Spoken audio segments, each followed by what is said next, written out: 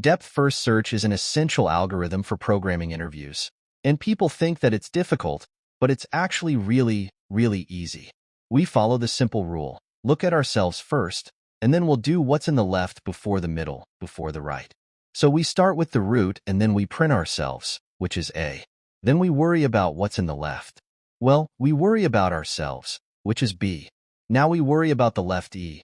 So we print E, we go to the left, and then we print G. We're going to go back up B. We're not done with it. Go over to F, and so we're done with this first piece here.